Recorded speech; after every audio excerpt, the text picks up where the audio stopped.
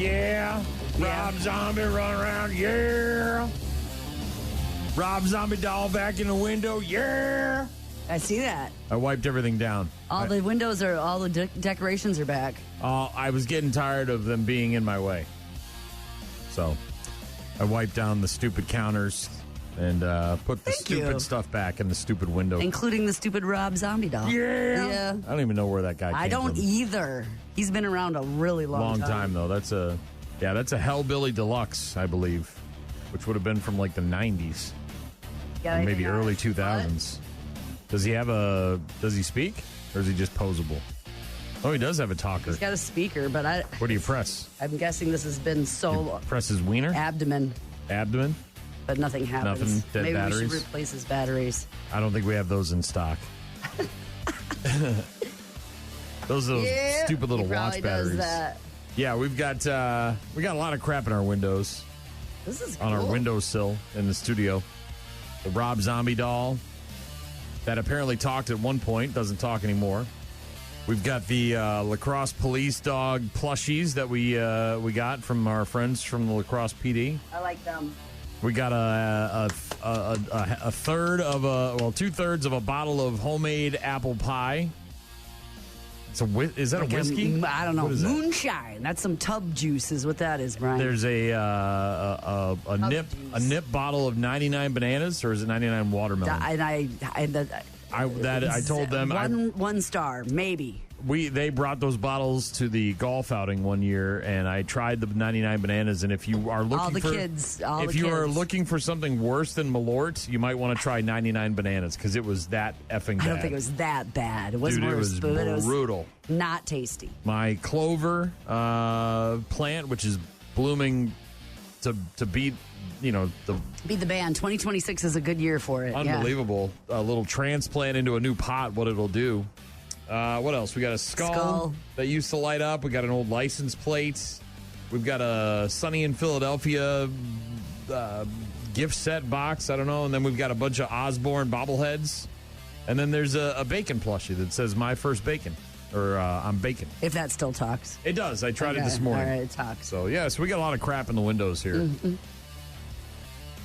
We've also got a calendar right behind me that I got to switch to July because today is, of course. Oh, it is, isn't it? The first day of July as we get ready for the long holiday weekend, which means we're going to take a look ahead. Things to look forward to in the month of July. We'll get to that. It's also One Gotta Go Wednesday, and we're going to do that here in just a couple of minutes. Doc is going to join us after 8 a.m. for an early racing report because we won't be here on Friday. Mm-hmm. And we talk to Office Cora tomorrow during his regular time slot. Trucking all across this great land. And people be driving, going places. Be on the lookout, obviously, because several areas here on our side of the state getting impacted by severe weather, thunderstorms rolling through, lightning. I did hear some sirens going off earlier this morning. Be careful for flooded streets, maybe. It didn't really rain that hard, but you never know with the... Mm-hmm.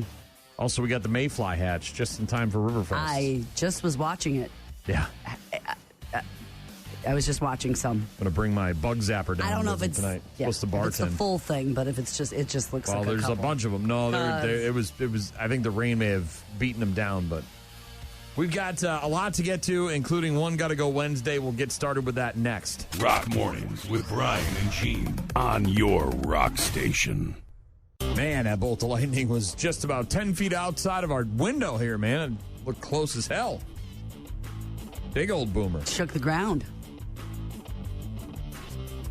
Crazy. Workforce Wednesday. Tell us where you're working. Get in touch with us. Go to rockmornings.com for all of our contact info. And it's also One Gotta Go Wednesday. We're going to get started with that right away this morning because we got a lot of other stuff to get to, including our look ahead at all the things that are coming up in the month of July. You're going to hate this. You're going to hate it, Gene. Great, thanks. Appreciate it. I did this just for you as we get ready for the long holiday weekend where you're going to be snacking. Is this ice cream? Because I had some last night. You're going to be enjoying food and drinks and hanging out with friends and family and maybe a barbecue, and there's going to be all sorts of stuff, and there's snacking going on. Your favorite, right? Little of this, little of that. Got as a gift the other day. What'd you get? We got one of those pub Lutz Pub mix with the the big jar. The thing with the rye chips and the pretzels and the cheesy poofs and the thing. Oh, that reminds me. I still think I have those Worcestershire rye chips in my... Those are good, by the way. Take rye chips to the next level. I think they're from an Amish store. One of our sales weasels got them for me. Yeah. Anyways, one of your favorite things is dips. Yep. I bought 3 at the grocery store the other day. What'd you buy? I got, because we were making like skewers, I got a hummus. Okay. And I got like a dill dip for veggies. And I got the corn, the elote. The elote. Ooh. I got 3. It's almost a salsa. By the way, and I got a salsa too. I'm not including salsa. I'm not including because I got the 4 then. Technically, much like a hot dog, I feel like salsa is its own thing. Now you certainly dip chips in there and you scoop things out, but I would say salsa is not a dip. It's its own thing. Oof, I don't know, dude. I would consider the dip category. You can put it on top of stuff, tacos, things like that. Yeah. No, I get how it's a topping, but I'm just there's 4. Okay. One got to go Wednesday. You got to choose from these 4 dips. One of them's got to go forever. And we're going with the heavy hitters here. Oh, no. We're not messing around with some kind of unknown dip that you've never tried stuff. before. This is the classics. This is the French onion, isn't it? Actually, we're not doing French onion. Oh, I get to keep it? Okay. Buffalo chicken dip. It's my specialty. Spinach and artichoke dip. Oh, I love that, too. Cheesy sausage Just dip. had some this weekend. The cheesy sausage dip that goes in the crock pot with the sausage. What is it? Velveeta and a Rotel. Velvet Elvis, I think. And then guacamole. One got to go Wednesday. Can I guess as to which one you're getting rid of? Yeah. I think you're getting rid of spinach and artichoke dip. You are incorrect. I thought for sure that would be the one that out of the 3 you would have the least affinity for. No, I'm going to get rid of the Velvet Elvis. Really? Yeah. My specialty is the buffalo chicken. I knew dip. you wouldn't get rid of that. I knew that right off the bat. My kids, my best friends, my goddaughter, everybody requests the thing, bring it to the party. That's my thing. So I can't get rid of that. So buffalo chicken's in. Gotta stay. I like spinach. I like them all. Like, there isn't one that I don't like or appreciate or wouldn't say is delicious or get more on my plate. But I make or order or am part of spinach artichoke heart dip a lot more. You know what I mean? Like, I think I just had some this past weekend. It just comes around more often. And I like guacamole. Like, I know you do. I like avocados. I like making it. Out of the 4, I knew right away you weren't going to be able to get rid of buffalo chicken or guacamole. No, exactly. Because I know you've made guacamole. And if you invest the time and effort, then and I know you love avocados as well. Do. So I figured as much. And that one wasn't going anywhere. If I'm out and getting at a Mexican restaurant, I like it on the side for whatever my entree is. So I could live without the buffalo or without the cheesy. It's not that I don't like it. My neighbor Jenny used to make a delicious one, and she brought it to all of our Christmas and parties and all of that stuff. And it was I'd scoop it all up. What if we switched out the cheesy sausage dip for French onion dip? Ugh. Now I'm going to have a problem because I thought for sure the French onion would be too basic. It's basic, dude, but here's a thing that you don't know about me. There is one, lunch that reminds me of growing up that I get often at our house, and it's Oscar Mayer cheesy hot dog, just nuked in the microwave, like poke with a fork, microwaved, all right, shoved in a bun, with a couple scoops of cottage cheese, especially if you get the first bite, like you pull the thing back, and you're the first person to get into that. You get into that. Whenever we come home from grocery shopping, that's what I do. A first bite, it's called in our house. And it's like, who took the first bite? Yeah. So the cheesy, the cheese hot dog, Oscar Mayer microwave, ketchup and mustard, and the white bun. First bite, cottage cheese. and either potato chips or Fritos with French onion with dip. French onion dip. So you would have a harder time if it wasn't Because that cheesy is sausage like dip. that's a family. That is one of the staples of our house. I will say that I do like French onion dip, but I am sort of out on Dean's because I had this French onion dip at a football game one time. Homemade. No, what they did was, and I do this at home now. What they had taken the Dean's and then they added a packet of the dried Lipton's onion soup. Took it up a notch. And then let it sit for a day, and it took it up a whole nother level. So it's just, So I'm out on the Dean's, even though you need it for the starter. But if I had to choose one of it's obviously the buffalo chicken dip for me. I love it. It's delish, but the spiciness, you could live without it. I can do without it. Spinach artichoke dip, love it. It's great, versatile, goes all over the place. Yes, I agree. Cheesy sausage dip, it's awesome. Even though it's got a little kick, it's not like buffalo chicken dip. And how can you get rid of guacamole? I will say the only issue with guacamole is that it's a short shelf window. The browning is a problem. Short shelf window. The browning is a problem.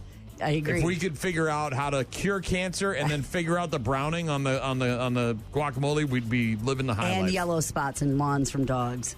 If we could do a thing where you shake it on and boom, it's green again and growing and it isn't dead. I don't understand how we can get to Mars and we can't get that figured out. Not that. Like, why can't we figure that out? I'm sure they're working on it. One Gotta Go Wednesday dip edition, choosing between buffalo chicken dip, cheesy sausage dip, guacamole, or spinach and artichoke dip. Roll your French onion in there if you want. Roll it in there. Gene's getting rid of the cheesy sausage dip. I'm getting rid of the buffalo chicken dip. A little too spicy for my taste, Gene. I do enjoy a bite or two of it at a picnic or a gathering, but I certainly can't get a big giant plate full of it. 6, because I didn't count the French onion we already had. There might be 7. 1, 2, 3, 4. There might be 7 dips currently in my refrigerator right now. You're ready for the weekend. What are you doing? What? Did you just double dip that chip? Excuse me? You double dipped the chip. Double dipped? What are you talking about? You dipped the chip, you took a bite, and you dipped again. So that's like putting your whole mouth right in the dip. From now on, when you take a chip, just take one dip and end it.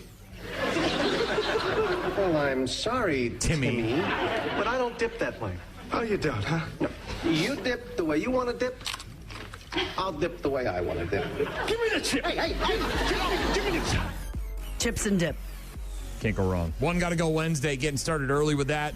Our list of things to look forward to in the month of July is coming up. Doc's Racing Report coming up. Bad news, happy music coming up. Rock Mornings with Brian and Gene. Find them online at rockmornings.com. And the Reds down to their last out. Anderson working on the left-handed hitter, Ivan Johnson. And he got it. Ball game over, and the Brewers have taken the first 2 against the Reds. Well, we're looking for some early offense in our Millicon game plan, and that's exactly what we got. Big 4-run fourth inning for the Brewers, and Brandon Stroh really had a tremendous month of June, and he finished strong. The Brew Crew over the Reds last night, 7-2. They won 2 in a row, That's 5 good. of their last 7 games. Same 2 teams tonight at 7 p.m., third of 4 between the Brew Crew and the Reds at Miller Park. That game yesterday took place after the little tailgate party to commemorate the completion I saw of the Bob Uecker mural. Here it is. Yelich sends one to right center and deep. Get up! Get up!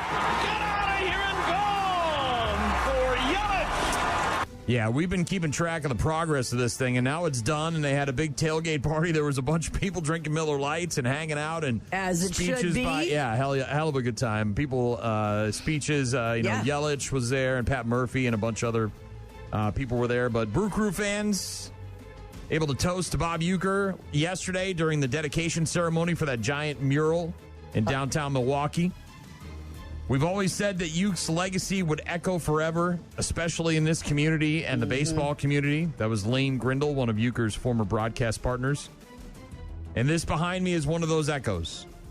We also say Bob is larger than life, and now he literally is exactly that. Uecker did the Brewer games for 54 seasons, died on January 16th of last year at the age of 90. Obviously, he's got a statue outside the ballpark. He's got the statue inside the ballpark. He is beloved throughout the state of Wisconsin and the Midwest and through baseball in this country. I mean, I don't know if you could find anybody who didn't like Bob Uecker. The mural featuring Uecker wearing one of his trademark plaid blazers has his signature along with his Mr. Baseball nickname located on the north facade of the Wintrust Financial Center building on 731 North Jackson Street in Milwaukee. That's all. We got one goddamn hit. You can't say goddamn on the air. Don't worry, nobody's listening anyway. So the painter also did the Giannis painting. This one's much larger in scale, by the way. Yep. Before he started working on any feature of Bob Uecker, it was 150 gallons of paint just to get like the background done. And then he used the spray paint, obviously, to start. He would use a lift, go to work, and then start painting on it. Then he would go back down, go to a parking lot that was across the thing to look at his work, and use a drone to kind of look at the details of what he was painting from different angles. If you want to talk about difficulty, a 10. You're dealing with heights, weather, exterior surfaces. You're dealing with industrial coatings on buildings. You're dealing with... Not to mention it's out in the open, and let's be honest, people are idiots, and you never know when someone's going to come along and vandalize something. Thankfully, I don't believe that ever happened. I think people hold Uecker in such high regard that they wouldn't do that. And he holds him in such high regard. He's like, you can't, this could go south. You think you're doing this amazing tribute, and then it looks... Wow. Yeah, I mean, anytime you do a statue or a mural or anything, it could always, and especially when you worry about artist interpretation, right? And this guy kind of stuck within the lines. He knew what he was doing, and it's an amazing looking mural, and I'm excited to get to Milwaukee and check it out in person. Absolutely. And if you're down there and you want to see his other work, it's the Giannis painting. So maybe do a twofer and see them both in one day.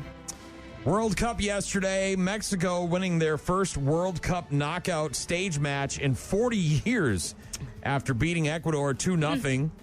Mbappe breaking the record for the most goals in the World Cup knockout matches and moving within one of Messi's overall tournament mark.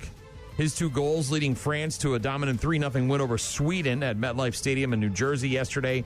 And the coach for Norway describing Erling Haaland as the greatest goal scorer in the world. And I wouldn't swap him for anybody. That's pretty high praise. That was after Man City, the Man City forward, late winner against Ivory Coast, sealed the World Cup round of 16 clash against Brazil for the Swedish team.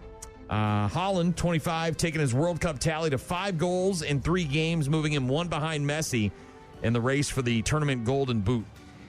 And of course, Team USA plays tonight.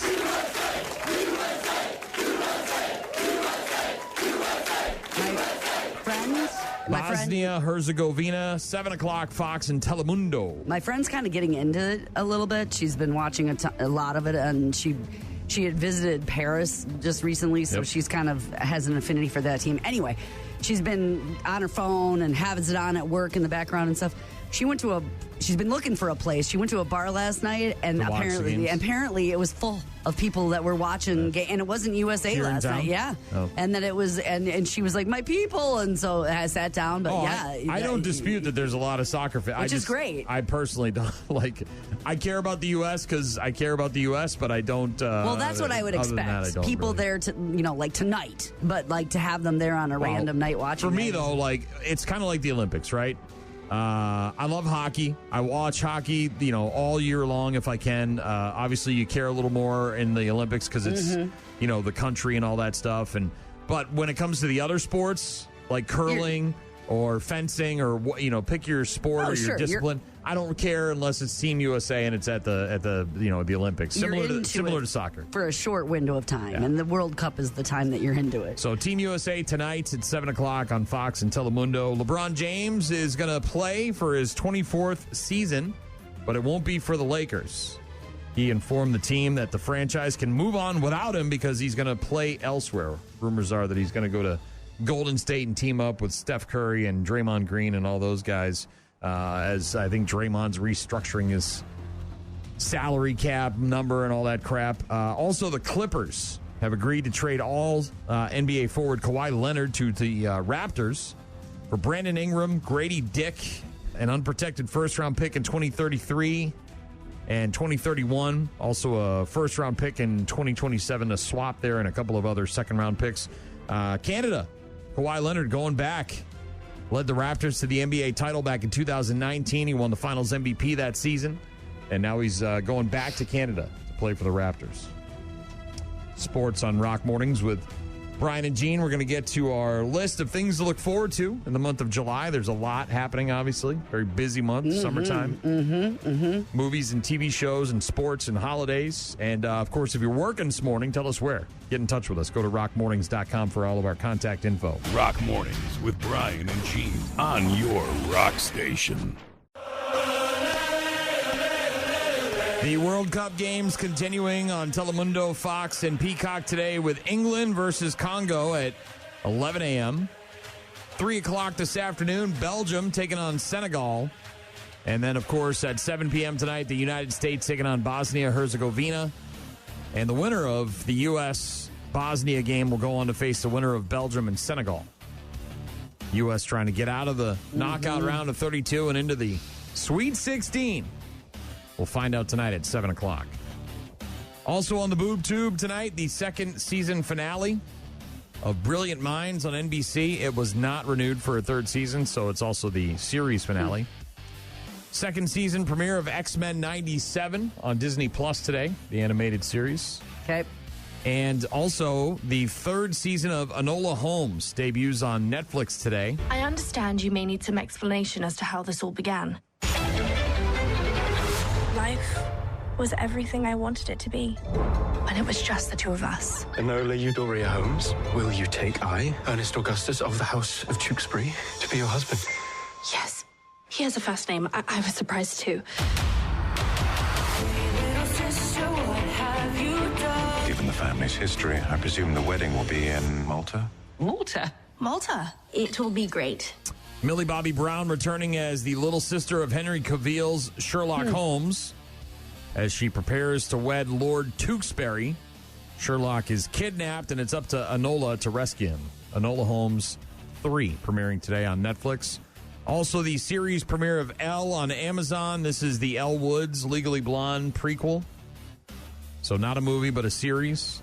Prequel about her high school years in Seattle. It does not star Reese Witherspoon. It's some other girl. Late night shows are all in repeats. Yeah, it's a holiday week. Yeah, well, 4th of July week. Everybody's partying, doing whatever. There is a new Willy Wonka show coming out. Did you hear about this? Show or movie? So it's a show. Okay. And it's a competition. Now, we've had somewhat of a resurgence of popularity when it comes to Willy Wonka the last few years. We had the 2 movies. Obviously, there was the Johnny Depp one that we talked about yesterday, the Timothée Chalamet version. They had that Wonka experience that went real bad, right? Oh, yeah, that's right. Remember that, where they were trying to sell like VIP packages, and like it was really a letdown. Well, now there's a show that's going to be on Netflix in September called Wonka's Golden Ticket. And Netflix has recreated Gene Wilder's voice with AI. For the first time in decades, I'm opening my beloved chocolate factory.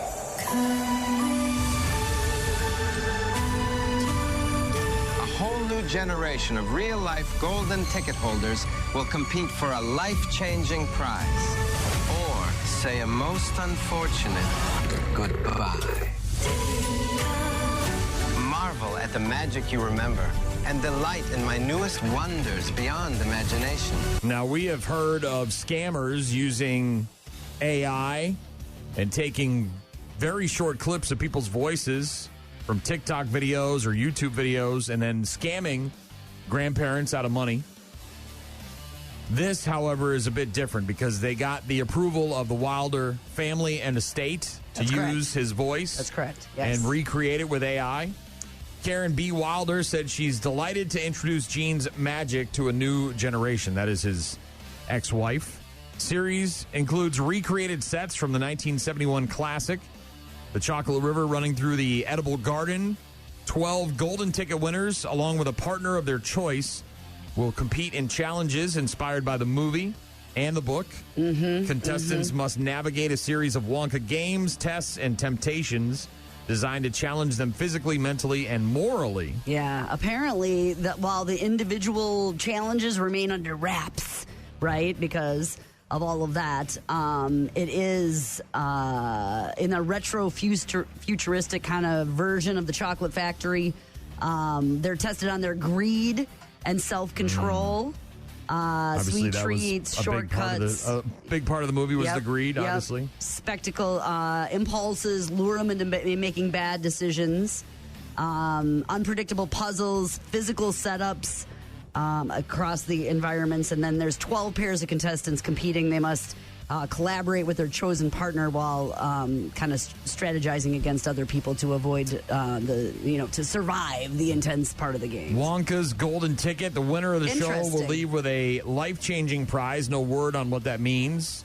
If it's a lifetime supply of chocolate or their own factory or what it is. But an Oompa Loompa from the original movie is going to be there. Rusty Goff, who is an English actor. He's 77 years old. He's still alive. The show? Is going to be on the show. Wonka's Golden Ticket premiering September 23rd on Netflix. A two-part finale will follow a week later on September 30th. So it sounds like it's going to be just a couple of weeks, couple of episodes. Wonka's The Golden Ticket. Again, this September on Netflix. Friday, apparently, we're getting a wedding at Madison Square Garden. Taylor Swift and Travis Kelce. There's been a lot of movement over there. They're moving in staircases. They're building a castle, apparently, for them to get married in. Video of two large white staircase banisters being loaded into the arena. Also, trucks labeled Garden Party. Guests forced to sign an NDA. Also, were not asked to sign away their rights to appear on camera, so there may not be a stream of this or a TV special made out of it, which seems kind of odd because wouldn't you do that and make $1 billion? I don't know. If you're Taylor Swift? This might be one of those more private, heavily guarded, and secretive kind of things she wants in her Taylor's plane touching down yesterday near Morristown, New Jersey. She apparently had a training session with one of her favorite personal trainers. Travis was seen going on a run through the Tribeca neighborhood. Page 6 saying that Zoe Kravitz, Ed Sheeran, Suki Waterhouse, Gigi Hadid, Selena Gomez all have apparently gotten invites. Reports that Stevie Nicks and Tim McGraw are going to perform. The National Guard is on the scene. That's how big and well, they probably have to have road closures around the event, don't you think? I mean, for safety and I mean, that would be if there was any one of that. They're also saying that the cost for all the police officers that are going to be working the event is around $160,000. I'm sure she'll make a donation to the city. They're paying for it, is what my guess is. Yeah. Also, we went to the Rock and Roll Hall of Fame. Yeah. When we were on our way to New England a couple of years ago to visit my mom before she passed away. And we stopped in Cleveland, and we stayed at the Christmas Story House, which is there, for a couple of nights. And while we were in Cleveland, of course, we went and visited the Rock and Roll Hall of Fame. At the time, their featured exhibit on the first floor was a journey through rap. From its beginnings in the late 70s and all through the 80s, and then the gangster rap in the 90s and 2000s. And something you found very, very interesting. Yeah, I thought it was interesting. And I can appreciate different exhibits on different things. Well, now there's a new one at the Rock and Roll Hall of Fame. Did you hear about this? I don't think so. Women in Metal, You Will Know My Name. It's going to open up at the Rock and Roll Hall of Fame on July 10th. So what is that, next Friday? Celebrating the women who push the boundaries and challenge the status quo to make meaningful, pioneering efforts in the metal genre. The artists that will be featured in Women in Metal exemplify what it means to defy the typical labels of womanhood. Powerful lyrics, assertive personas, unapologetic rage. It'll boast artifacts covering the breadth of women who have taken the metal world by storm. Obviously, Lita Ford, Lizzie Hale, Alyssa White Glues from Arch Enemy. You've got Taylor Momsen from The Pretty Reckless, Courtney LaPlante from Spirit Box, whole bunch of others. It's curated by the Rock and Roll Hall of Fame assistant curator Haley Cronin. She says that women have been pivotal influencers and change makers in the metal genre since its inception. We're excited to tell the stories of those women who stand firmly and courageously at the forefront of innovation and acceptance through their raw power give the way for all girls who just want to rock.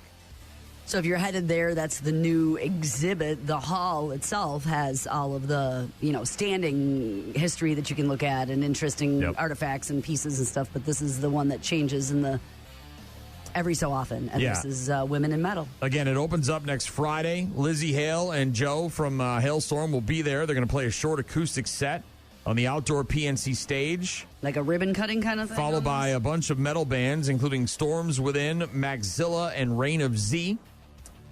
Tickets for the opening event of Women in Metal are on sale now if you want to go to the Rock and Roll Hall of Fame and maybe get there next Friday. I think it's like, an 8 to 10 hour drive to get to Cleveland, but yeah.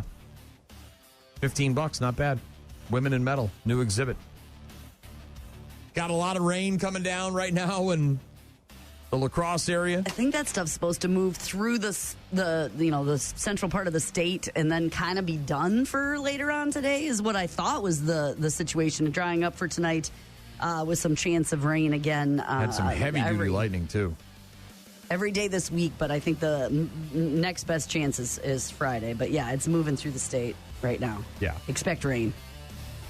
Got a text from Doc who said, my invitation must have got lost in the mail. Taylor's wedding. For Taylor's wedding. Yeah, Doc, sorry, you're not going to be attending at Madison Square Garden. We are going to talk racing with Doc. We'll do that after 8 a.m. He's going to join us this morning because we're off on Friday. Mm-hmm. You can still catch a best of the show Friday morning from 6 until 10. Tomorrow we'll talk to Office Core. We also have to get to our list of things to look forward to in the month of July.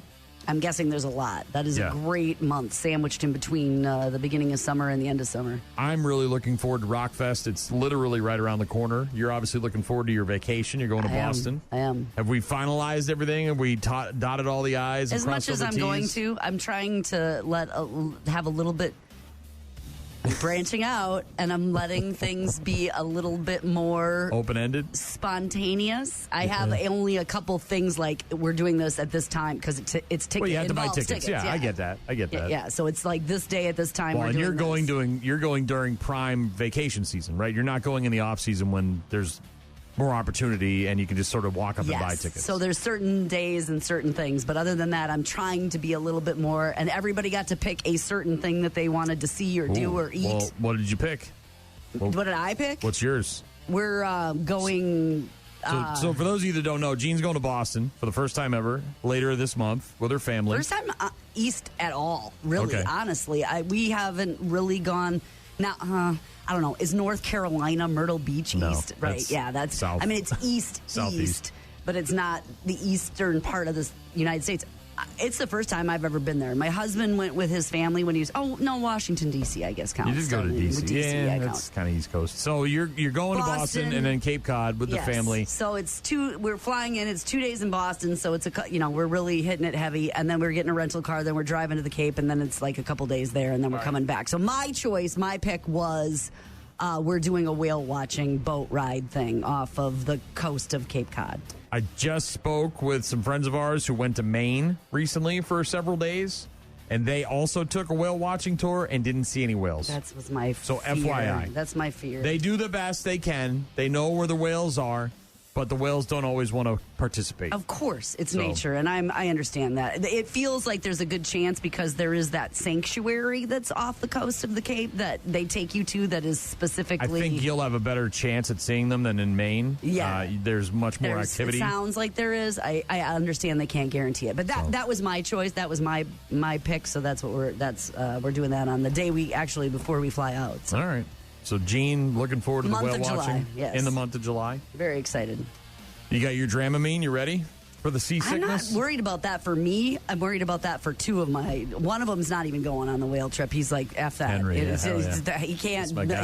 No boats, man. He's immediately going to throw up. Smart. Very smart. Stay, and then you don't get eaten by sharks, too. You're safe on land. Sharks can't get you on the land. You don't see Jaws eating people on the beach, do you? Nope. Certainly don't. We've got a lot to get to, so we'll do that here in just a bit, and we'll get to your texts as well. Go to rockmornings.com to get in touch with us. Rock Mornings with Brian and Gene. Find them online at rockmornings.com. Got a text from Jay working at the Boys and Girls Club. Boss wants me to blow off the parking lot. LMAO. I don't think so. No need with all this rain, right, bud? Thanks for the text, Jay. Appreciate that. I wonder if Jay gets to wear one of those cool backpack ones. As opposed to like, I don't know do you know what I'm talking about? We use those when I worked for the city of Manchester, New Hampshire. I used that down when I was cleaning out the fest grounds before October. You can see why someone can take off with, if you've got two of those bad boys, They're powerful. Oh, man. It was awesome. Oh, I know. People would come anywhere near you, right? And they'd start walking towards you, and it just, you can't help Can't hear 'em. Right? Yeah. right at them. Yeah. It's awesome. Also got a text from Doc who was wondering where his invitation went for the Taylor Swift Travis Kelce wedding. Nuptials happening later this week.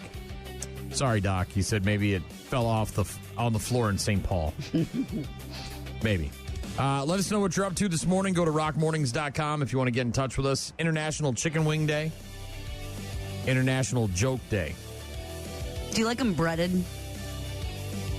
Or like just fried? I don't really care because I'm not a huge fan of chicken wings. I mean, I enjoy chicken. I like. And you like chicken wings. But unless I'm at a chicken wing restaurant, I'm not ordering chicken wings. I just don't. It's like such a hassle to make all that mess and prefer them fried and not breaded. But yeah, I don't mind if they're baked and then sauced. Right. I just as the skin, not. I don't mind the breading. I don't mind the skin. I don't mind the breading either. But International Chicken Wing Day, International Joke Day. So if you got a joke you want to share, feel free. A guy in Texas saved 2 young girls' lives. He smashed through a glass door and ran into a burning home. She was telling me that her siblings were still inside. So whenever she told me that, I was trying to get in through the front, and I kept on hearing screamings and crying. And I put that bandana around me. The first thing I told myself was, Lord, help me, I need you right now. Thank God that I went inside. The little girls were already on the floor. I grabbed one, and I took them outside to the back, went back for the other one. I put her over my shoulders. And that's whenever the back house started booming and banging. And I mean, I wouldn't say a hero. I'll just say a guy doing the right thing. Not only is Leon Segura a hero, but he doesn't live next door to these people. He doesn't even live in the neighborhood. Driving through or something? He was just driving by and saw the house on fire and decided to stop and see if he could help. Pulled over, ran towards the burning home, tried to kick in the front door. Intense heat making it impossible to get inside. Said, I kept hearing screaming and crying. Went to the back of the house, found a large glass door, sliding glass door like we all have on our back patios. Punched through it with his bare hands, suffering cuts to his arms and his hands in the process. And he's getting wrapped up by the EMTs, by the way, when you see the pictures from this story. He said, I told myself, Lord, help me. I knew I had to get those girls out. Wrapped a bandana around his face to shield himself from the smoke as best as he could, entered the home, quickly found the 2 young girls nearby and picked up one, grabbed her. Angel. This guy's an angel. Brought her out to safety, then went back in and grabbed the second girl. As soon as I grabbed the last child, put her over my shoulders, that's whenever the back of the house started booming and banging. Moments later, firefighters arriving, taking over the rescue effort. The 2 girls that he rescued airlifted to burn units and both in critical condition. Officials say there's no doubt that they survived because this guy and his quick actions. I'm sure. Fort Worth Fire Department spokesperson said we were here within 4 minutes, but that 4 minutes is crucial. You've got a house full of kids. That 4 minutes is everything. I can't say enough about the actions of Mr. Segura. Those 2 kids that he pulled out, they're here because of him. Later learned there had been another child inside the home. By the time he carried the second girl to safety, the fire had grown too intense for him to go back in. Tragically, that child did not survive. 7 people living in the home, including 5 children, 2 adults, and another child, both escaped without injury. And this guy saved those 2 girls. After he got treatment, by the way, for his cuts, he remained focused not only on his own injuries, but on the other kids, obviously. And now this guy being hailed as a hero in Texas. Got an email from Joe. Said, hey, guys, good morning. I'm Joey, working at Veritas Steel in Eau Claire. And he said, guacamole has got to go. Looks like baby crap. Yeah. If you don't like it, you really don't like it. I think it's one of those divisive foods. You know, it's either... Yeah, I don't feel like it's one of those casual things where... You're like, yeah, it's fine. It's either I think you like it or you don't. I was so sheltered growing up in our little town, and the fact that my mom and dad Did they even have guacamole in the I had grocery no store? idea what guacamole was or an avocado until I was in high school, late in high school, and we would go into Madison and I went to a Chi-Chi's, and they had it there. And I was like, what is this magical green dip? Literally, I did not know. I mean, you'd seen them, but I'd never had an avocado in my life. One got to go Wednesday. We started playing bright and early this morning, picking between our favorite dips: buffalo chicken, spinach and artichoke, cheesy sausage, or guacamole. Mashed avocados, lime juice, salt. And Joey says in his email that he would get rid of guacamole. Cilantro, onions. I would say you can overdo it. That's part of the problem with that cilantro. Dial it back. We went to a place here in town recently, and I told you they make it fresh at your table. Yeah. It's cool. Takes a little bit, but it's cool to see, right? And then you feel a little bit better about it. It's not just and super fresh, prepackaged in the back room somewhere. Yeah. Costs a little bit extra, but worth it. Mm-hmm. I will say that poor girl, man, watching her try to, you could tell those avocados were great. Another large guacamole. Thanks. I'd love to make it at your table. I can't wait. That's what she was saying to herself. No, but another customer's ordering a large avocado. When the avocado is not perfectly ripe, it's still a little solid, and she's in there trying to hammer away at this thing, with the blender or whatever she's got, the masher. Our look ahead to the month of July is coming up next. Rock Mornings with Brian and Gene. Start your day with Rock Mornings. International Joke Day. Just got one from Tiffany. Hey, Brian, I bought some new shoes from my drug dealer this morning. I don't know what he laced them with, but I've been tripping all day. Almost a dad joke. Not quite, but what's the difference? Close. What's the difference between a brick and a ginger? Like a redhead? Yeah. A brick's been laid once. That's self-deprecating. I like it. You like that? You like that? My brother told me an Oli and Sven one this weekend, and now I can't remember. International Joke Day. If you got a joke, feel free to pass it along. Tiffany, thank you very much. Appreciate that. I've got a lot of jokes, but I can't say any of them on the radio. Yeah, they're all completely inappropriate. I'm trying to remember. Like get fired inappropriate. Oli and Lena. Oh, no, I can't. No, now I remember it. Bob, I can't. All right. Today, of course, is the 1st of July, and in theaters today, Minions and Monsters, rated PG. You see those large, heavily armed men? They suspect you have killed their leader, and they want you dead. Quick? Okay, action!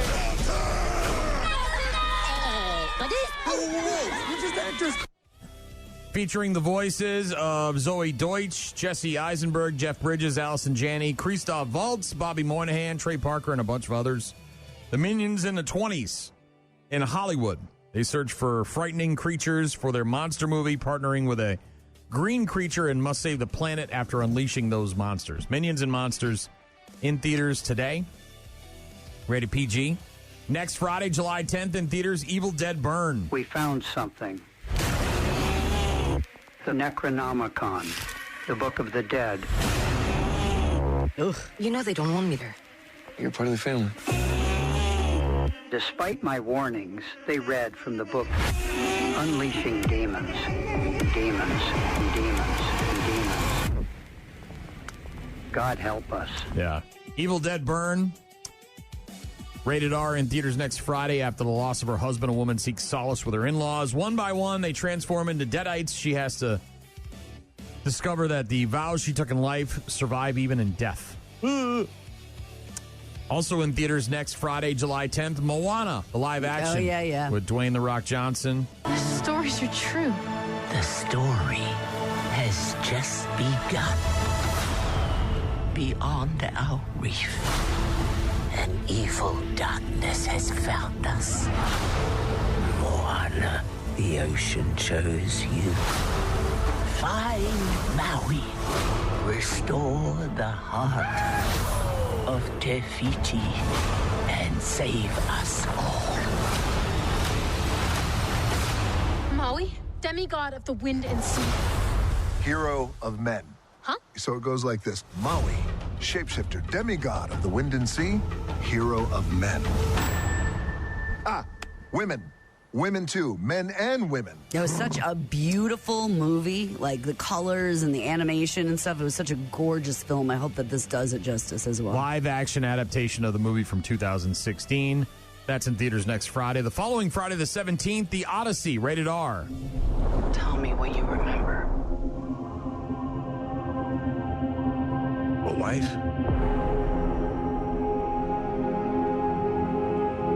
A son? And then what? We won the war.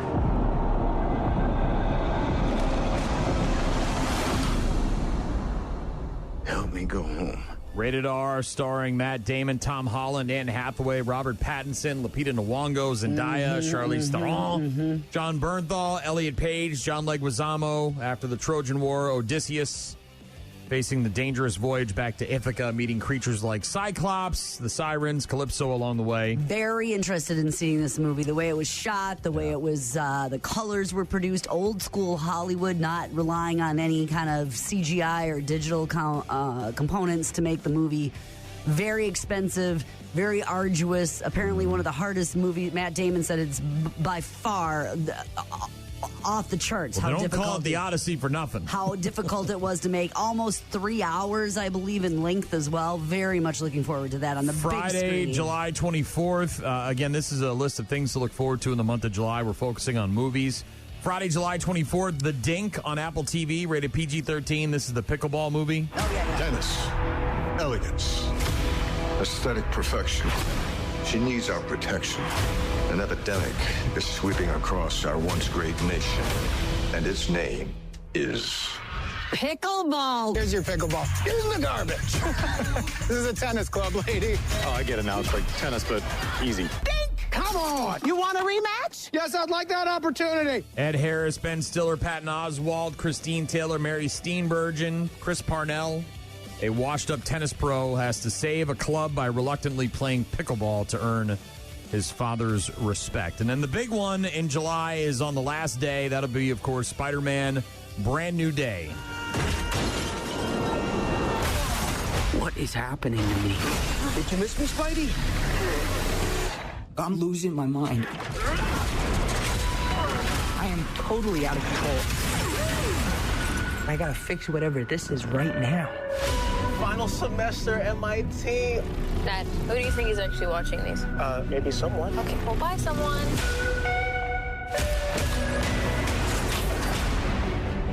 What the? Dr. Benner, you found a way to suppress mutating DNA, right? If you see me with this stuff, run.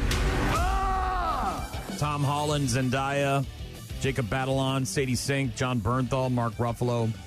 Peter Parker's forgotten he lives alone as a full-time Spider-Man until the mounting pressure triggers a dangerous change and powerful new enemies emerge.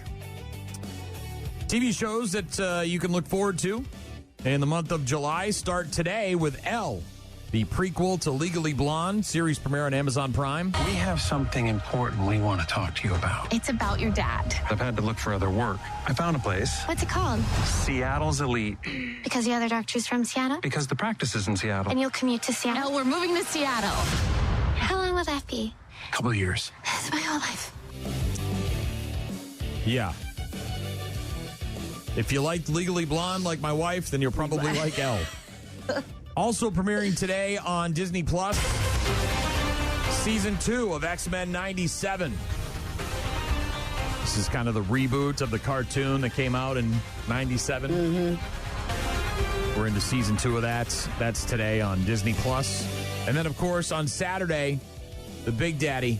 What's this? Your boy, Joey Chestnut, eating all them dogs. Formed from the shards of shattered angels, wielding the white sword of righteousness. He will never fail or falter, for he defies the ministers of our fate and the limitations of our birth. And he will not stop until he stands side by side with the gods, his glory strung like beads of light to adorn the arc of history itself.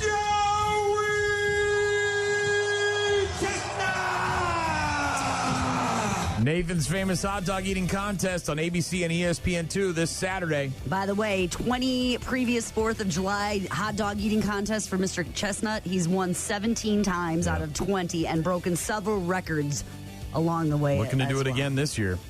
Thursday, July 9th, Celebrity Family Feud Season 13 premieres on ABC. Also on Thursday, July 9th, a new season of Press Your Luck premiering on ABC. Come on, no whammies, no whammies. Oh, man, got the whammy. Thursday, July 16th, The Hawk series premiere on Netflix. This is the Will Ferrell golf series. Okay. That's on Netflix on Thursday the 16th. Tuesday, July 21st, Kitchen Nightmares Season 10 premiering on Fox. Roll! Gordon Ramsay yelling at people, fixing restaurants. Wednesday the 22nd, Who Wants to Be a Millionaire Season 5 premiere on ABC. And then Sunday, July 26th, The Walking Dead Dead City Season 3 premiere on AMC. Some movies and TV shows to look forward to in the month of July. Going to get to the sports and holidays in just a bit. Got some more jokes rolling in from people who want to share a joke on International Joke Day. If you want to share one, go to rockmornings.com. Find all our contact info. We'll get to some more sports here in just a bit, but first, Bush. Rock Mornings with Brian and Gene. Find the daily podcast at rockmornings.com. And the Reds down to their last out. Anderson working on the left-handed hitter, Ivan Johnson. And he got it. Ball game over, and the Brewers have taken the first two against the Reds. Well, we're looking for some early offense in our Millicon game plan, and that's exactly what we got. Big 4-run fourth inning for the Brewers, and Brandon Stroke really had a tremendous month of June, and he finished strong. Yeah, the Brewers beating the Reds last night handily. 7-2 final score. 2 in a row, 5 of their last 7. Brew Crew Reds again tonight at 7 p.m., third of 4 between the two teams from Miller Park. And, of course, tonight, Team USA also on at 7 p.m., taking on Bosnia-Herzegovina, Fox and Telemundo. Win and you're in to the round of 16. Elsewhere, the Supreme Court yesterday upholding state laws barring transgender girls and women from playing on school athletic teams. The court's 6-justice conservative majority, which has repeatedly ruled against transgender Americans in the past year, ruled that state bans in Idaho and West Virginia don't violate the Constitution. The court unanimously agreed that barring transgender girls and women also doesn't run afoul of the federal law known as Title IX, which prohibits sex discrimination in education. Justice Brett Kavanaugh wrote for the court that states may maintain women's and girls' sports for biological females. Serena Williams, speaking of biological females, she tried her hand at singles. Did she lose this weekend? Yeah, Wimbledon. She tried at Wimbledon and didn't go so well. Obviously trying to make a comeback. She was playing doubles for a little bit, but now getting an invite to Wimbledon, and it didn't go so well yesterday. 44-year-old, 7-time Wimbledon champion, pushing her 20-year-old opponent to a third set. Maya Joint, however, beat her 6-3, 6-7, 6-3. We also talked about yesterday's World Cup outcomes. Mexico beating Ecuador. And one of the reasons why Mexico may have beaten Ecuador is because the Ecuadorian players didn't get any sleep. This is very similar to Super Bowl weekend, where the teams are in town for like a week at a hotel, and crazy fans will find out where they're staying. They had to relocate them in the middle of the night? And then they'll pull the fire alarm or do some kind of chicanery in the hotel to try to upset the other team. It sort of happened for Mexico. Home field advantage starting before Ecuador even got to the stadium there, Estadio Azteca. Ahead of yesterday's round of 32 World Cup clash in Mexico City, hundreds of Mexico fans gathering outside of Ecuador's team hotel, and it went all night long. A full-blown street scene. Videos shared all over social media show supporters for the Mexican soccer team. So they were purposely like blowing on their car horns, motorcycles revving, trumpets, drums, chants, all that. Trying to make it difficult for their competition to sleep. Trying to disrupt their sleep patterns. Several Ecuadorian players, by the way, were seen looking from out their hotel windows at the noise continuing below. Earplugs, and then earmuffs, and then a pillow over your head. Yeah, we've heard stories in the past about NFL teams who have had to evacuate the hotel because fans will get in there and pull the fire alarm, and then they got to get everybody out. And wake everybody up, get them outside, do all of that, and mess with their sleep. Meanwhile, the story that we thought was dead is still got a little bit of life in it. They're beating a dead horse for all it's worth. But Rossini and Vrabel, the New York Times recently wrote up a big article about Rossini and her This is alleged involvement with not only Mike Vrabel, but other coaches in the NFL. Part of their story was that she apparently FaceTimed an NFL. This is in the New York Times story. They said that Rossini allegedly FaceTimed an NFL coach to get out of a traffic ticket. Well, then the body cam footage comes out, and that's not what happened at all. So the New York Times looks like a bunch of idiots. Okay.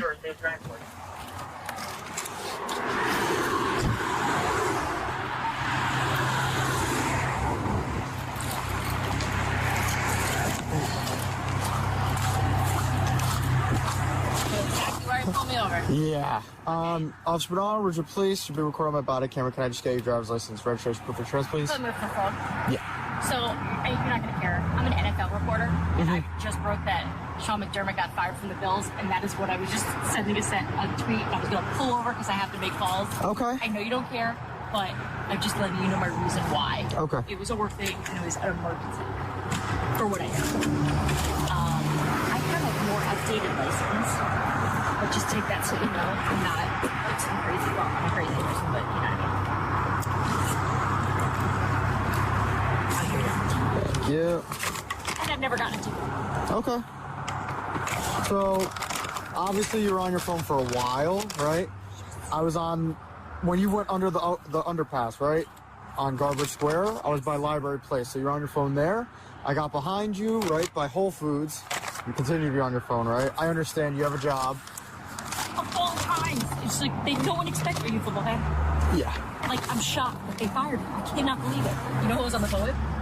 Who? Brian Cable. He's the boss of the job. Oh, okay. Are you a fan of Giants or Jets? I'm not a fan of either, so. What is your team? I'm a Vikings fan, unfortunately. Now, the video goes on for several minutes. Rossini, in a podcast, I believe, that she had done back in February, said kind of whimsically that she had used FaceTime with an NFL head coach to get out of this ticket. So the story originated with her. She's poking fun. She's saying, hey, I got pulled over, and so I Right. She was on a podcast. It was Stugatz and Company back in February. And she said during that appearance that she had gotten pulled over. It was the day after Sean McDermott got fired for the Bills. She was on her phone. The cop was trying to give her a ticket, blah, blah, blah. And she kept, I'm this person and I'm that person and all these guys. And, look, have women used whatever God-given talents they've got to get out of tickets? Well, of course they have. We all who would. I am is a statement used for all sorts of things. Reese Witherspoon not did just, it. Don't you know who I am? Not just the police and pulling you over. Well, the New York Times, though, did a big write-up article, and it kind of is egg on their face because it said that this was... It came out this week, and now here we have the body cam footage, and it's like, didn't you look at the body cam footage or get access to it before you wrote the article to confirm that actually happened? It didn't happen. She did get pulled over. She didn't get a ticket. The guy let her off. But still... saying that she FaceTimed an NFL coach, head coach, to show it to the cops so that she could get out. I mean, that state trooper's probably like, whew. You know what I mean? Like, yeah. Anyways, a little bit of legs left in that story. That guy at the end, though. Viking fan. Yeah, sorry. Nah, sorry about that. They're out there, loud and proud.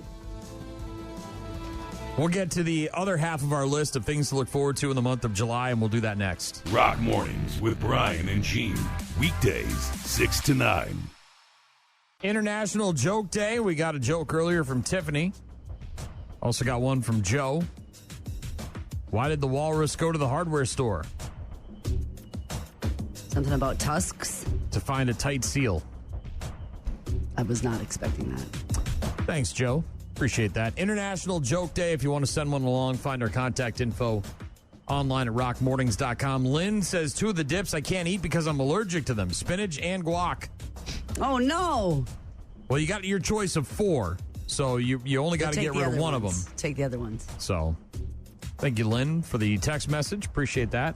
Our list of things to look forward to in the month of July. We already got through the movies and the TV shows. Up next is the sporting events. Obviously, the World Cup soccer continues till July 19th. Tour de France starts this weekend. People on bikes.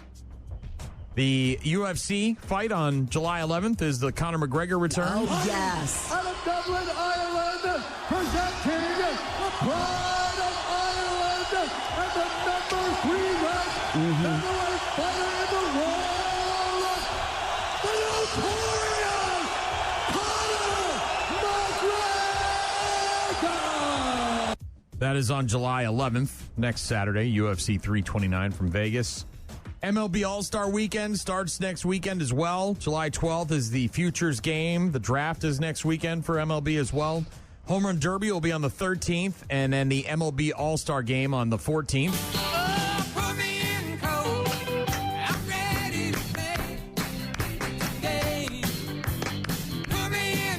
WNBA All-Star Weekend is the 24th and 25th.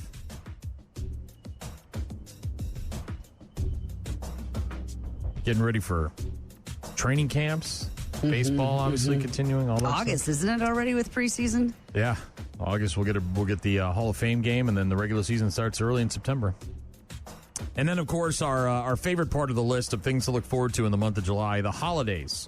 Today, as we know, is International Joke Day, International Chicken Wing Day. It's also Blink-182 Day. Late night, come home, work sucks, I know. Tomorrow is Made in the USA Day. Hell yeah. Buy American, if you can. Perhaps the greatest day on the calendar is on Friday the 3rd, and that would be Air Conditioning Appreciation Day. I can't imagine everybody is appreciating it a lot. Trying to live, and we don't even get really hot weather here. I mean, like it sucks. We don't like it, but you know that Arizona stuff, that 110 or whatever, like on a daily for weeks at a time. We Air were just Conditioning Appreciation telling Day. the kids this weekend about the car. Our first car we had didn't have air. Not that it was broke. It just didn't come with it. Yeah, well, because And it they wasn't standard back then. They looked at us like, there was an option. what are you talking about? Obviously, Saturday is another very important day. It's our 250th birthday. It's America's Independence Day. We're fighting for our right to live, to exist. And should we win the day, the 4th of July will no longer be known as an American holiday, That's right, bitches.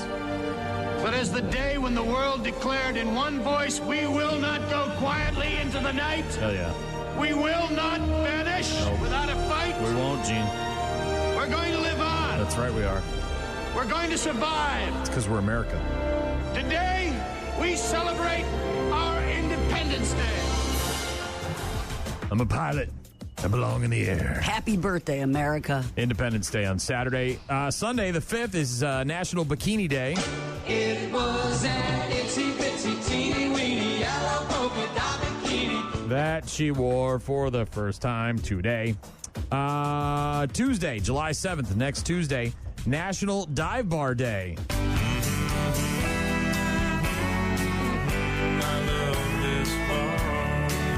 Pull tabs, peanut shells on the floor. The bartender you know by first name. The bartender who may not know your name, but certainly knows your drink. Several shakes of the day. Whatever that is, National Dive Bar Day is on the 7th. On July 10th, it's Pina Colada Day. If you like pina coladas, get caught in the rain. It's a coconut, right? Coconut drink? Mm-hmm. I don't know if I've ever even It's actually delicious, had a but it's pina colada. messy and to make. You know, there's a lot of it's sticky. The following day, Saturday, July 11th, is National Mojito Day. Like that. I'm growing mint. Right up your alley. Tuesday, the 14th. I don't know what's going on with all these Tuesdays and the great holidays on Tuesdays. We had Dive Bar Day on the 7th. Now, a week later on the 14th, it's National Mac and Cheese Day. Oh, mama. Wednesday, July 15th, National Hot Dog Day. Oh, my God. You look like the 4th of July. It makes me want a hot dog real bad. National Hot Dog Day on July 15th. July 17th is a Friday. It's National Tattoo Day. Go out, get some ink. Wait, I can't take it. Ouch! Ow! Don't move. Ow! Ow! Wait, ow! I'm sorry. You mess up your tattoo. Next time you move, you're going to mess up your tattoo because I'm fixing to commit to it. Okay. All right. Ow! Ow! Wait. Can't take I it. can't take it. I don't know how old that video is. It delights me to no end all these years later. National Daiquiri Day on the 19th, along with National Ice Cream Day. Junk Food Day on the 21st. Eat all the junk food. International Yada Yada Yada Day on Thursday the 23rd. Listen to this. Marcy comes over and she tells me that her ex-boyfriend was over late last night and yada, yada, yada, I'm really tired today. What do you think she was tired from? Well, obviously the yada, yada. Yeah, that's on the 23rd. The 24th of July is National Tequila Day. Do you have a favorite tequila drink or brand of tequila? I had some margaritas this weekend. It was first time in a while. It's a very margarita's your go-to? Kiss on a summer day, right? That's your go-to tequila drink? On the rocks, not crushed. All right. Saturday the 25th is a very important day, National Hire a Veteran Day. Also, it's National Wine and Cheese Day. Sweet berry wine. 25th, write it down, Gene. Monday, the 27th of July, National Scotch Day. I love scotch. I love scotch. Scotchy, scotch, scotch. Here it goes down into my belly. Scotch. A couple of important ones right at the end of the month. Wednesday, July 29th is National Lasagna Day. It's also International Tiger Day. What do tigers dream of when they take a little tiger snooze? Do they dream of mauling zebras or how they bury in her Catwoman suit? Don't you worry, pretty striped head. We're gonna get you back to Tyson and your cozy tiger bed. And then we're gonna find our best friend Doug. And then we're gonna give him a best friend hug. Doug, Doug, oh, Doug, Dougie, Dougie, Doug, Doug. But if he's been murdered by crystal meth tweakers, well, then we're out of luck. International Tiger Day. Watch the Tiger King. Go back and watch that for a journey back in time. I am never going to financially recover from this. And then on Friday the 31st, the last day of the month, National Chili Dog Day. Sucking on a chili dog. Sucking on a chili dog. Come on, Gene, sing it. Sucking on a chili dog. Sucking on a chili dog. What are you sucking on? Chili dog. Sucking on a chili dog. Sucking on the dog. Sucking on the chili dog. Sucking on. In a closet, this guy, by the way. Oh, yeah. Chili dog. He's playing it in the closet. Sucking on a dog. Sucking on a chili dog. Sucking on chili. Sucking on a dog. Sucking on a chili dog. Sucking on chili dog. Sucking on. A little ditty about Jack and Diane. Two American kids sucking on a chili dog. Friday the 31st, National Chili Dog Day. That'll do it for our look ahead to the month of July. It's here, folks. Movies, TV shows, sports, holidays, so much going on. We've got concerts, we got Rockfest. It's just it's a hell of a month, man. But right in front of us is Happy Birthday, America, right here. Right 250 years.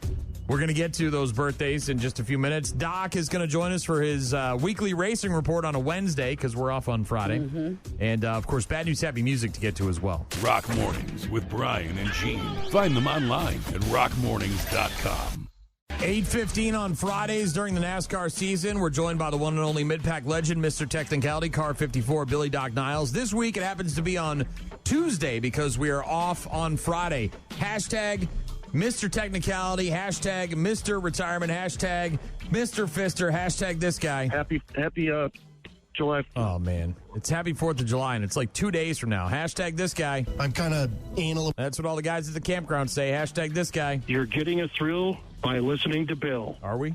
Always, every time. Hashtag this guy. He gets to stay on the box. Oof. Probably on Friday morning. Got the day off. Hashtag this guy. You're going to have to come from the back. If I'm staying on the box, I'm coming from the back, Gene. Friday Hashtag morning, this guy. It's going to be a big one for them. That's what she said. Hashtag this guy. He could be coming from your backyard. Oh, again, with the coming from the back. Hashtag this guy. A lot of beating and banging. That sounds like a good weekend in that new camper out there after wine night. Hashtag this guy. Nothing says you can't slip one in without saying anything. Whoa, sneaky Pete. Hashtag this guy. First day with the new tongue. Practice, practice, practice. Hashtag this guy. God damn, I'm going too fast. Nobody ever said that, Doc. Hashtag this guy. He sees her. He doesn't have time to turn away from her. Blasts her in the rear end. Hell yeah, he does. Hashtag this guy. I do this in the truck every week, too. You know? Note to self, don't ever get in Doc's truck. Hashtag this guy. Whoa, what am I touching here? Whoa, what are you touching here, Doc? Well, for about the last half hour, I've been white-knuckling the steering wheel. They're getting bad storms up here, too. I'm right in the middle of a break right now, which is nice. I'll be able to get to my next stop before the next storm hits. But, yeah, they're getting it just as bad up here as we are back home there. All right. A couple of days ago, I was just about ready to do a rock stop, and I got a text from Doc asking if he could call me, and we got on the phone, and I found out the sad news that our good friend, Dirty Dan Diker, had suffered a stroke after he was on a flight back home to Florida, I believe, and was able to get off the flight with some assistance and went to the hospital, was in the ICU, and now he's been moved into a rehab room. Is that correct, Doc? Yeah, they're hoping to get him into the rehab room today. They did some more tests yesterday on him, and, you know, fingers crossed they can proceed to the rehab room. But yeah, it was it's just I actually got a chance to talk to him last night for about 10 minutes, and compared to when I talked to him on Saturday morning, I mean, a marked, vast improvement. His speech is much better. He still gets caught on certain words and thoughts, but, you know, it's to be expected. I mean, he just had a stroke a few days ago, so he's got more movement with his left arm. He can actually form the middle finger now, from what I understand. He's still got some issues with. Yeah, that's very important. Yeah, especially with the crowd we hang out with.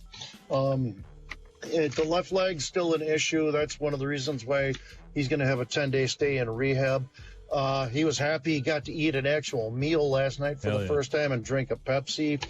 But, you know, we've been trying to keep you updated on Facebook, and, you know, everybody, whoever's listening, if you're friends with Dan, just keep sending the positive messages. He is reading them. He can't answer all of them right now, but he'll hit the occasional like or love button. Hopefully in a couple of days, he might be able to put his own message out there and let you know how he's doing. But in the meantime, just keep sending the positive messages to him, and you know, I really think that's healing medicine for him. Over 75,000 brackets in this in-season tournament challenge. We talked about this yesterday. Every single bracket busted, and I can guarantee you, over 75,000 of them had Reddick beating Bowman, and they got busted. So no $1 million winner in the bracket challenge there. It's just going to be $1 million winner to whoever wins this thing in the next 5 weeks. Not sure if anybody has noticed, but after last week's race, of all places on a road course, Denny Hamlin is the new NASCAR point leader by a single point over Reddick. Reddick had all those issues with the power steering. And, you know, so obviously he got beat by Bowman and he got beat by Hamlin. Hamlin's now your new point leader. And starting today, this is going to be pretty cool. Ryan Blaney is going to have a new YouTube series called On the Gas with Ryan Blaney. And you've seen this. They've done this before where they put a second seat in a race car and they take celebrities for a ride around the track. Well, Blaney's going to take it to a little more of extreme, you know, do some burnouts, do some really fast laps in corners. He'll be taking celebrities around, asking them questions while he's scaring the hell out of them. This week, the first guest is going to be Keegan-Michael Key. That starts on YouTube today. They are back at Chicagoland Speedway after having 7 years off between running up at Road America and running the Chicago Street Course. Neither one of them are on the schedule this year. They're reviving Chicagoland Speedway again this year. It's a 1.5 mile tri-oval. Mikey, here it comes. I know you don't like this. It's a cookie cutter, 18-degree bankings. Get some pretty good speeds on this one. The last race winner on this track was Alex Bowman back in 2019. That was his first career victory, by the way.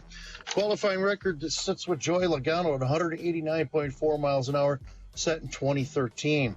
Fantasy experts, they like Hamlin, Larson, and Reddick. When I filled mine out last night, I'm going to the guys who are a little more experienced on these 1.5 miles, especially one that's a little bit aged like this. Elliott, Blaney, and Briscoe were my picks on my fantasy leagues. VegasInsider.com via the BetMGM app brings us the odds this week. Hamlin at plus 300, Reddick at 500, Larson at 550, Bell at 800, Elliott at 900, Briscoe at 1,000. For those drivers and participants who want to enter the Red Cedar Speedway Demo Derby on July 25th or the Enduro on 26th, you can check out their website right now. All the rules have been posted for these events. You should be able to enter right there on the website. If not, give the Speedway office a call. But check out the rules. They're posted there. And Red Cedar Speedway is closed this weekend as they give their drivers the weekend off to either go race elsewhere or spend the 4th with their families. Had a really great conversation with La Crosse Speedway General Manager Austin Wells last night. He would like to thank everyone who called. They put an ad out. They needed national anthem singers, especially for this weekend.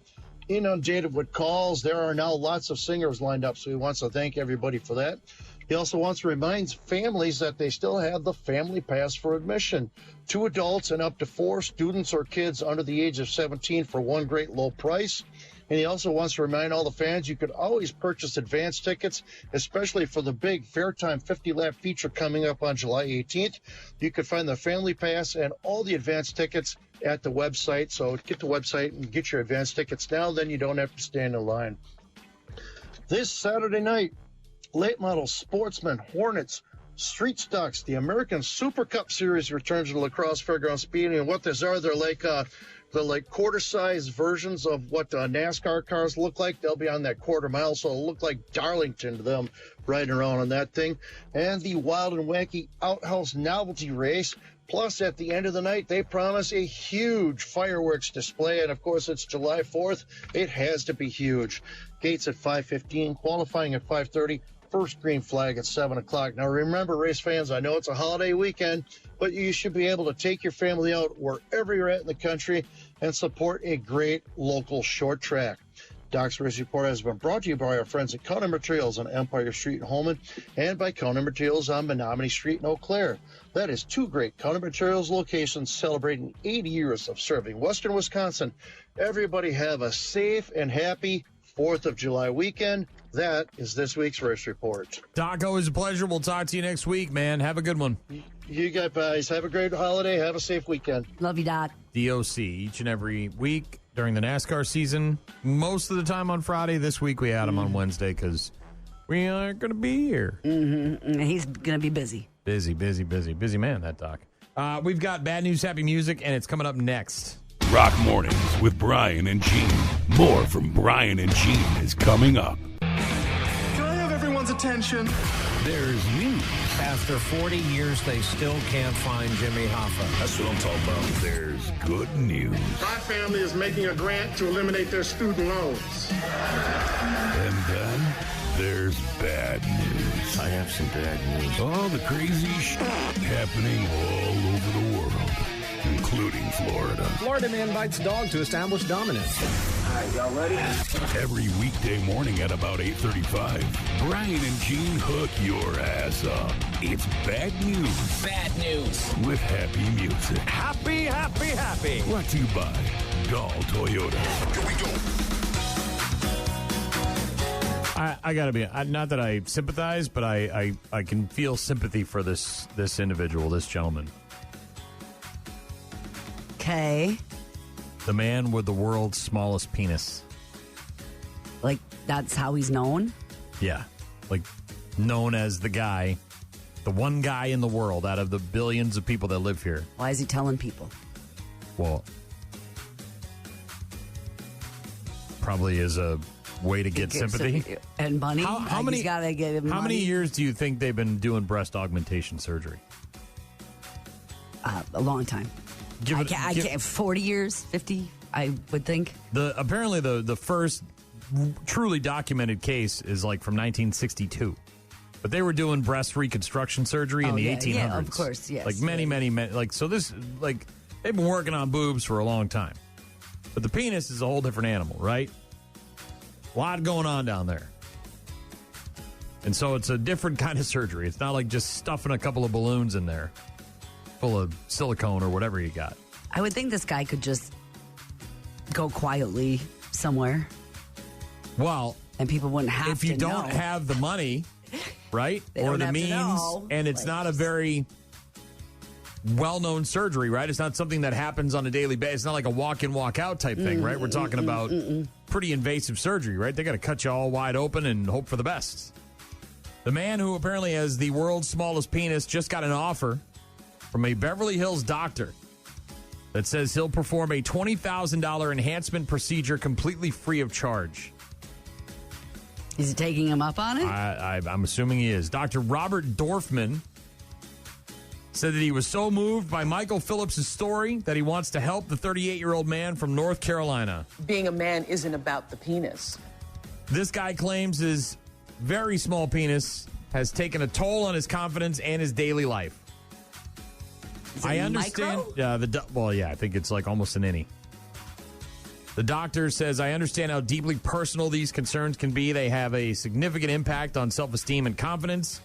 If I have the opportunity to help someone feel better about themselves, I'm happy to offer my services at no cost. This is like Doctors Without Borders, Gene. This guy is doing what he can to save this man's life. He's got, it's not just small. He has abnormalities. Yeah, he's been medically diagnosed with a micropenis. Claims he struggles to use the bathroom because this thing is 0.38 inches. It's that small, Gene. It's so tiny. Now that penis had a mole on it. I'd recognize that penis anywhere. He likens his erect manhood to his fingernail, specifically on his pinky. So that length right there, Gene, that's it. Yeah. It's a rare medical condition at birth. And this guy launched a GoFundMe recently to help pay for the enlargement surgery, but pulled the plug a day after when he learned about the risks of having the surgery. Yeah, I was wondering about that. Including losing sensation or the ability to get an erection at all. Wanted to apparently pursue injection treatments instead.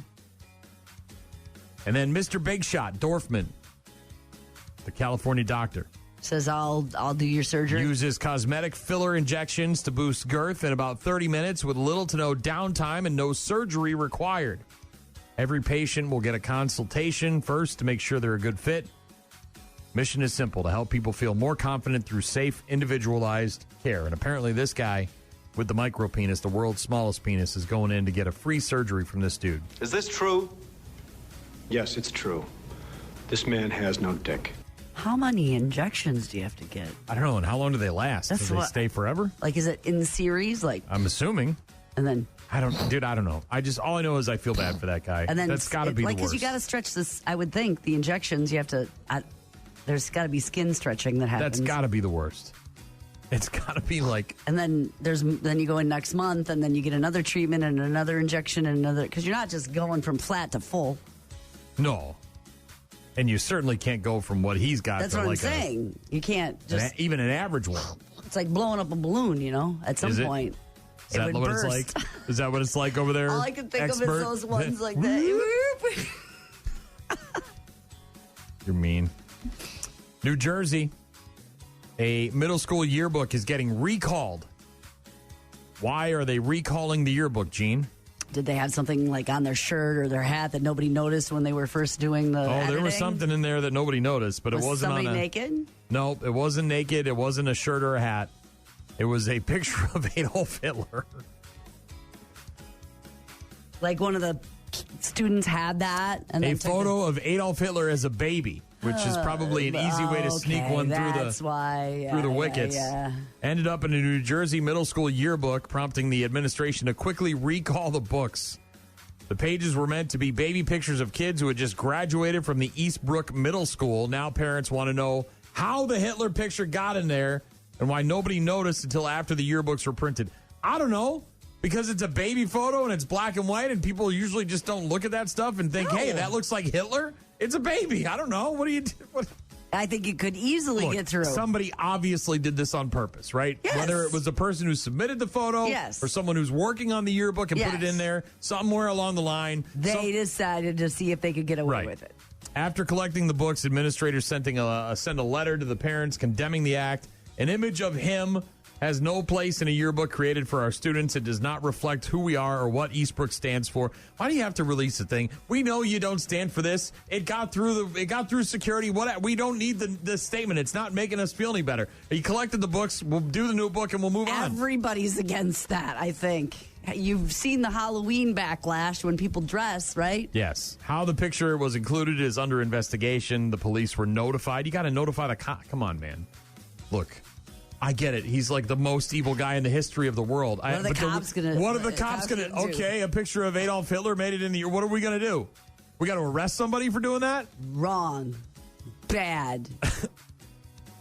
Naughty. I'm not saying you do it. I'm just saying you don't need the cops to get involved. Okay, you collected the books, you let the parents know, make a new yearbook, and you move on. And if the person you find out who did it, then you punish them.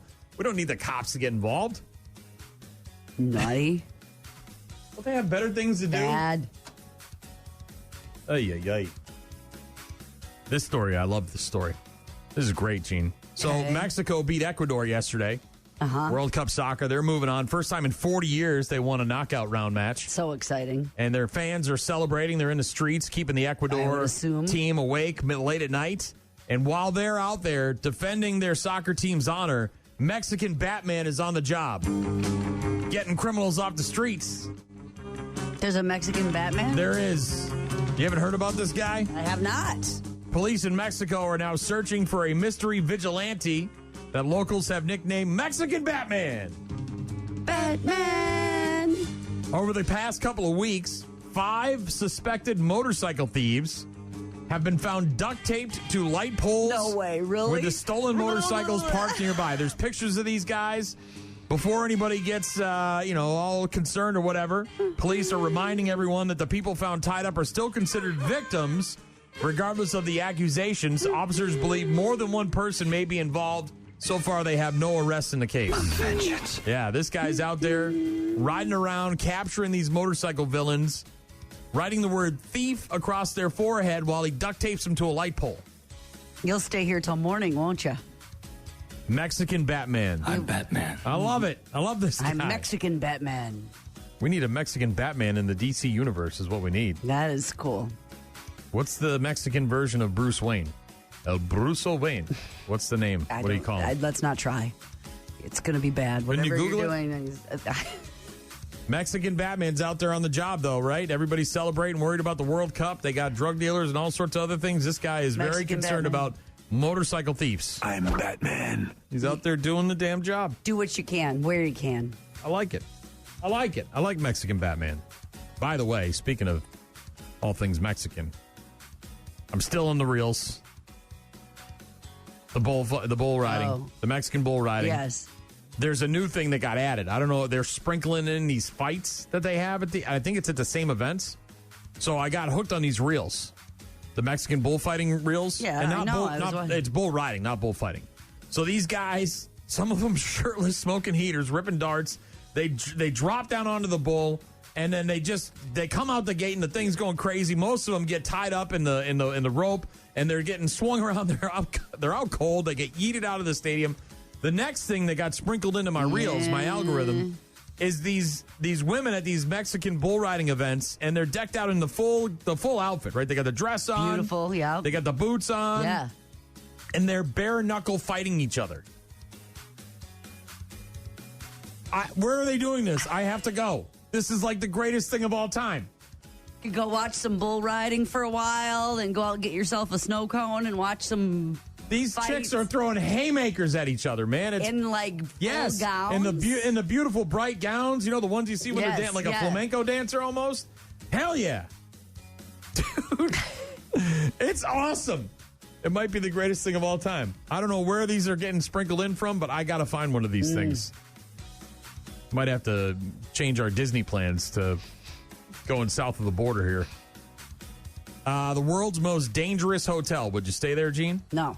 Is it scary? Is it haunted? Is it like... No, it's called the Frying Pan Tower, and it's 35 miles off the coast of North Carolina. It's an old Coast Guard light station. This is one of those things out in the middle of the ocean. Yeah, I know what you're talking about. Surrounded by shark-filled waters right in the middle of a hurricane territory. We'll leave the light on for you. Yeah. What to about get there, it's an Airbnb, by the way. You can stay there. It's the world's most dangerous hotel. Guests are lifted up 80 feet into the air onto a platform. Once you're there, you're stuck until a boat or a helicopter comes back to get you. It sleeps up to 12 people, has 8 bedrooms, hot showers, Wi-Fi, a full kitchen. You can go fishing, snorkeling. A 3-night stay will set you back about $600 per person. And there's a viral TikTok of the world's most dangerous hotel that shows the guests being dropped off in the middle of the ocean and then being pulled up slowly onto the platform. One of them says, "You couldn't pay me enough." If you haven't seen this thing, it's terrifying looking. Think of like an oil rig without all the oil rig stuff. Yeah. It's just kind of a platform and it's got a building on it. And then imagine that thing getting hammered during hurricane season while you're staying inside hoping you don't die. And you can't get out or go anywhere until a boat or a helicopter shows up. Hurricanes, you know they're coming, though. You could get out. You know they're coming. I guess. You'd say, hey, I would like to leave Tuesday instead of Thursday because there's a hurricane coming. I'm not staying in the most dangerous hotel. I know you're not. Yeah, it's got a little light tower attached. I don't know if you can go up in the light tower and operate that thing. I don't know if it's still in operation, but the world's most dangerous hotel, Gene. Last but not least, I got to... What? People amaze me. Let's say you go out to your vehicle. It's in your driveway. Uh-huh. You open up the passenger door. Okay. To put something in there, get something out, whatever. And there's a bear in the front seat. In the car.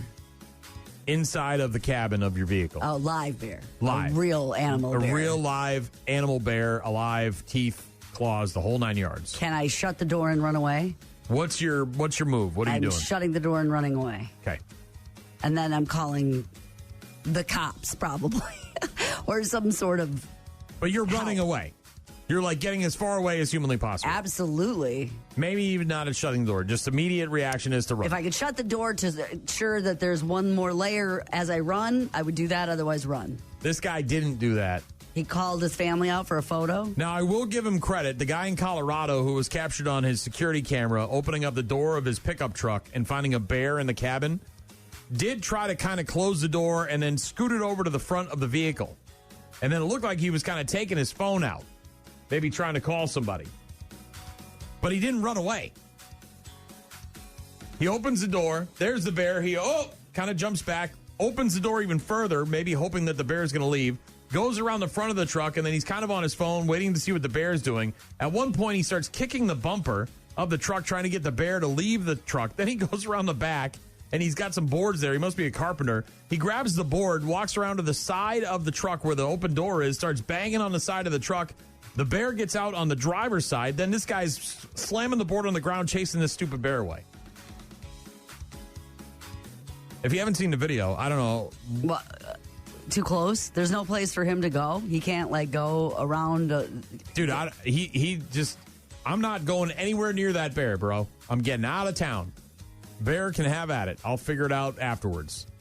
Once the bear's gone. I'm not trying to get the bear out of there. Just the bear will leave on his own accord. The bears can smell the menstruation. Justin Picar is his name. His Nest camera on his Steamboat Springs home of Colorado, capturing the video of a worker, a guy named Andy Kerrigan, and his bear encounter in front of his house. Kerrigan opening up the passenger door, revealing the bear inside. Kerrigan said the bear apparently climbed in through an open window, then ran around to the front of the truck, but the bear didn't exit through the open door, instead choosing to continue to root around in the cabin looking for snacks. Got bears. Yeah. That's what it was doing in there in the first place, This looking guy for something to eat. Eventually got himself a wooden plank and was able to kind of chase the bear off. I shooed the bear away. I told him he was a naughty bear. A little snack, little chip dust left in the... I am not messing around with the bear with a board. I'm not trying to kick anything. I'm not standing anywhere near it. I'm getting the hell away from it. If you haven't seen the video, it's crazy.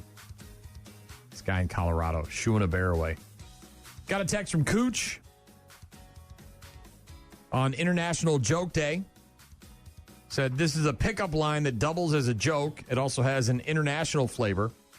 You walk up to a girl and you say, you must be from Ireland because my penis size is Dublin. Don't do that. Don't walk up to her and say that. Best of luck with that one, Cooch. I'm sure it's worked, man. 100% of the times. Ryan texted in, where do you find a dog with no legs? Is Art or Penn or Matt right where you left him. What do you name a dog with no legs? Matt. Doesn't matter. He's not coming anyways. Don't have to give him a name. Got a text. I think this is from Who's this from? Jay, working over at the Boys Club, said, my waterbed is not like it used to be. I think I might need to add some spring water. Get it? I do. Bed springs. I do. Yeah. Joe had a good one, too. National joke. Why did the walrus go to the hardware store to find a tight seal? Mm-hmm. International Joke Day. Yeah, Tiffany said that she bought some new shoes from her drug dealer. Don't know what he laced them with, but I've been tripping all day. Boom. It went something like my brother's. Yeah, it was something like she wanted to get Lena wanted to surprise Oli with a little excitement and get a tattoo of his favorite band, the Beach Boys. So she goes to the tattoo shop. She's got cash in hand, but he's charging by the letter, Brian, and she doesn't have enough money to get Beach Boys, right? So she's only got enough to get 2 letters. So she's going to get the B and the B for Beach Boys, right? And she wants to. Who's Bob? I've heard this joke. That's nice, but who's Bob? You skipped to the end. That's because everyone knows this one. So she got the B on one cheek and then the B on the other, and then she came home to Oli and she showed him, and he said, "That's nice, but who's Bob?" I've heard it many times. It's not funny. No, Oli and Lena jokes are funny, but it's funny to watch you try to make jokes. Who's Bob? International Joke Day. Best of luck to you.